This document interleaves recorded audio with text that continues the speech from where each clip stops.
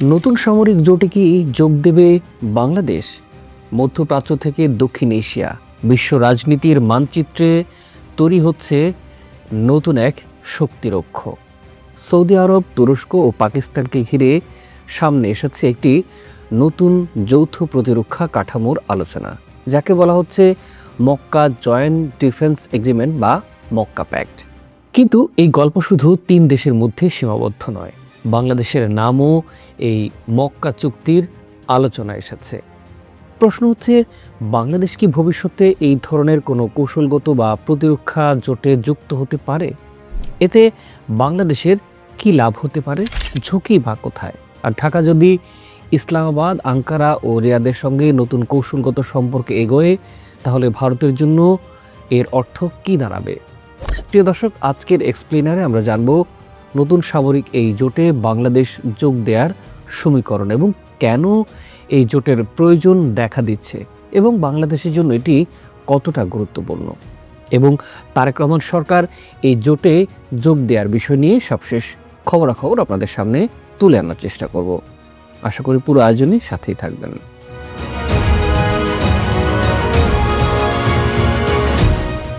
একেবারে শুরুতেই জানব মক্কা চুক্তি নিয়ে সরকারের ভাবনার বিষয়টি নিয়ে।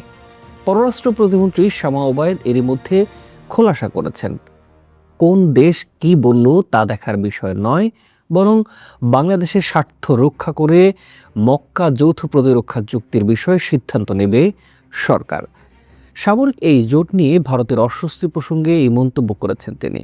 বাংলাদেশের প্রায় অধিকাংশ বিশ্লেষকরা বলছেন, ভারতের সঙ্গে ভারসাম্যপূর্ণ সম্পর্ক বজায় রাখতেই এই জোটে যাওয়ার দরকার বাংলাদেশের।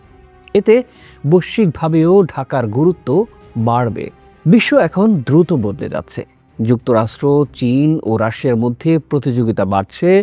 মধ্যপ্রাচ্যে একের পর এক সংঘাত প্রমাণ করেছে যে বড় শক্তির নিরাপত্তা প্রতিশ্রুতির উপর সবসময় পুরোপুরি নির্ভর করা যায় না। তাই অনেক দেশ এখন ভাবছে নিজেদের নিরাপত্তার জন্য নিজেদের মধ্যে নতুন জোট গড়ে তোলা দরকার। আর এখানেই সৌদি আরব, তুরস্ক ও পাকিস্তানের সমন্বয় গুরুত্বপূর্ণ হয়ে উঠেছে। বাংলাদেশের অবস্থান এখন আগের চাইতে অনেক বেশি গুরুত্বপূর্ণ। একদিকে ভারত, অন্যদিকে মিয়ানমার, সামনে বঙ্গোপসাগর। চট্টগ্রাম বন্দর, মোংলা বন্দর এবং মাতারবাড়ির মতো প্রকল্পগুলো বাংলাদেশের কৌশলগত গুরুত্বকে অনেক বেশি বাড়িয়ে দিয়েছে। বাংলাদেশ এখন শুধু একটি আঞ্চলিক রাষ্ট্রই নয়, বরং ভারত মহাসাগরীয় অঞ্চলের একটি গুরুত্বপূর্ণ সংযোগ কেন্দ্র হয়ে উঠেছে। এই বাস্তবতায় ঢাকা তার কূটনৈতিক ও কৌশলগত বিকল্প বাড়াতে চাইছে। এখন চীনের সঙ্গে অর্থনৈতিক সম্পর্ক রয়েছে, ভারতের সঙ্গে আছে গভীর বাণিজ্য ও যোগাযোগের সম্পর্ক। যুক্তরাষ্ট্র ও পশ্চিমা বিশ্বের সাথে আছে গুরুত্বপূর্ণ অর্থনৈতিক সম্পর্ক। আবার তুরস্ক ও সৌদি আরবের সঙ্গেও সহযোগিতার নতুন সম্ভাবনা তৈরি হচ্ছে। অর্থাৎ বাংলাদেশের লক্ষ্য হতে পারে কোনো একটি শক্তির ওপর নির্ভর না করে একাধিক অংশীদারের সঙ্গে সম্পর্ক তৈরি করা।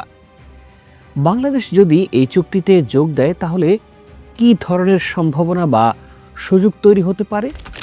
প্রথমত, কৌশলগত বিকল্প বাড়বে। আন্তর্জাতিক রাজনীতিতে যার যত বেশি বিকল্প, তার দর কষাকষির ক্ষমতাও ততটাই বেশি। একাধিক শক্তিশালী অংশীদার থাকলে বাংলাদেশ নিজেদের জাতীয় স্বার্থ অনুযায়ী সিদ্ধান্ত নেওয়ার সুযোগ পাবে। দ্বিতীয়ত, প্রতিরক্ষা প্রযুক্তি ও শিল্পে লাভ হতে পারে। তুরস্কের সঙ্গে ড্রোন, প্রতিরক্ষা প্রযুক্তি, যৌথ উৎপাদন ও প্রশিক্ষণ বাড়ানোর সুযোগ তৈরি হতে পারে। তৃতীয়ত, অর্থনৈতিক সহযোগিতা। সৌদি আরবের বিনিয়োগ, তুরস্কের শিল্প সক্ষমতা এবং পাকিস্তানের সঙ্গে বাণিজ্য, যোগাযোগ সব মিলিয়ে নতুন অর্থনৈতিক সম্ভাবনা তৈরি হতে পারে বাংলাদেশের।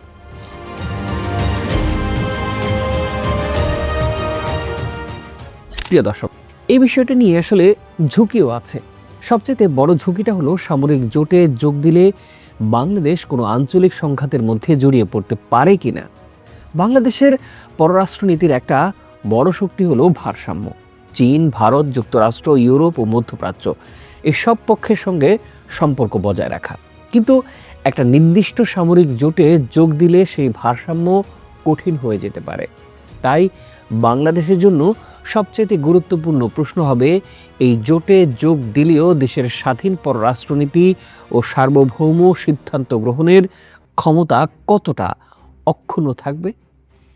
তবে এই বিষয়টি নিয়ে ভারতের উদ্বেগ আছে। প্রিয় দর্শক, এবার জানবো আসলে ঠিক কি কি কারণে ভারতের এই উদ্বেগ। প্রথম কারণ হলো পাকিস্তান ফ্যাক্টর। ভারতের প্রধান কৌশলগত প্রতিদ্বন্দ্বী পাকিস্তান যদি তুরস্ক ও সৌদি আরবের সঙ্গে আরও গভীর সামরিক সম্পর্ক গড়ে তোলে, তাহলে দিল্লি অবশ্যই সেটিকে গুরুত্বের সঙ্গে দেখবে। আর যদি ভবিষ্যতে বাংলাদেশও একই ধরনের কৌশলগত কাঠামোর অংশ হয়, তাহলে ভারতের নিরাপত্তা সমীকরণ আরও জটিল হতে পারে। কারণ ভারতের উত্তর পূর্বাঞ্চলের সঙ্গে বাংলাদেশের ভৌগোলিক সম্পর্ক অত্যন্ত গুরুত্বপূর্ণ। দ্বিতীয়ত, দক্ষিণ এশিয়া এখন আর কোনো একক শক্তির প্রভাব আগের মতো সহজ নয়। চীন, যুক্তরাষ্ট্র, জাপান, তুরস্ক ও মধ্যপ্রাচ্যের বিভিন্ন দেশ এই অঞ্চলে অর্থনৈতিক ও কৌশলগত সম্পর্ক বাড়াচ্ছে। ফলে বাংলাদেশের মতো দেশগুলো এখন আরও বেশি বিকল্প পাচ্ছে। তবে এটাও মনে রাখতে হবে, বাংলাদেশের অন্য দেশের সঙ্গে সম্পর্ক বাড়ানো মানেই ভারত বিরোধী অবস্থান নেওয়া নয়। আধুনিক কূটনীতিতে একটি দেশ একই সময়ে ভারত, চীন, যুক্তরাষ্ট্র, তুরস্ক এবং মধ্যপ্রাচ্যের দেশগুলোর সঙ্গে সম্পর্ক বজায় রাখতে পারে। মক্কা প্যাক্ট শুধু একটি সম্ভাব্য সামরিক জোটের গল্পই নয়, এটি বদলে যাওয়া বিশ্ব রাজনীতির একটি প্রতিচ্ছবি। বড় শক্তিগুলোর উপর নির্ভরতা কমিয়ে আঞ্চলিক দেশগুলো নিজেদের নিরাপত্তা ও কৌশলগত সক্ষমতা বাড়াতে চাইছে এখন। বাংলাদেশ যদি ভবিষ্যতে এই ধরনের কোনো কাঠামোর সঙ্গে যুক্ত হয়, তাহলে সিদ্ধান্তটি হতে হবে অত্যন্ত সতর্কতার সাথে।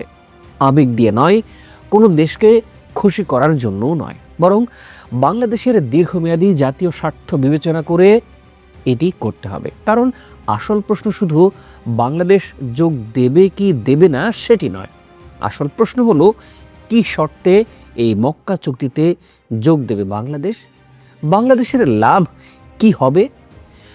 কোনো সংঘাতে জড়িয়ে পড়ার ঝুঁকি আসলে কতটা থাকবে? এবং সবচেয়ে গুরুত্বপূর্ণ হলো, এই নতুন জোট কি বাংলাদেশকে আরও শক্তিশালী করবে, নাকি নতুন ভূ রাজনৈতিক প্রতিদ্বন্দ্বিতার মধ্যে নিয়ে যাবে?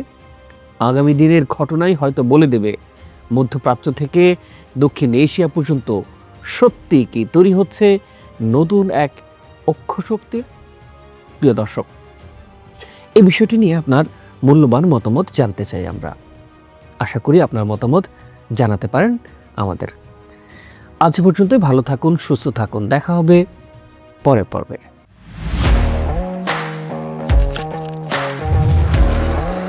প্রফেশনাল স্টুডিও খুঁজছেন?